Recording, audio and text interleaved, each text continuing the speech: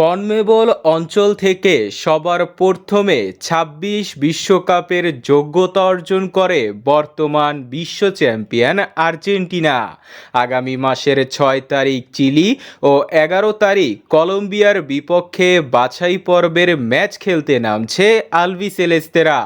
এই দুই ম্যাচের জন্য ইতিমধ্যেই ২৮ সদস্যের প্রাথমিক স্কোয়াড ঘোষণা করেছে আর্জেন্টাইন কোচ লিওনেল স্কালোনি, যেখানে প্রায় ২ মাস পর ইনজুরি থেকে ফিরেছে আর্জেন্টাইন মহাতারকা লিওনেল মেসি। বন্ধুরা, সাম্প্রতিক সময়ে আর্জেন্টিনার সাথে চোখে চোখ রেখে কথা বলে কলম্বিয়া।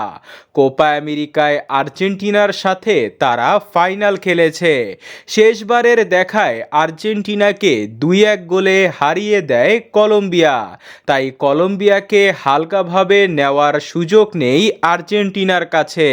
তবে এবার ২ মাস পর আর্জেন্টিনার দলে ফিরে চিলি ও কলম্বিয়ার বিপক্ষে মুখ খুলেছেন লিওনেল মেসি। তিনি বলেন, অবশ্যই ফিরতে পেরে আমার খুশি লাগছে।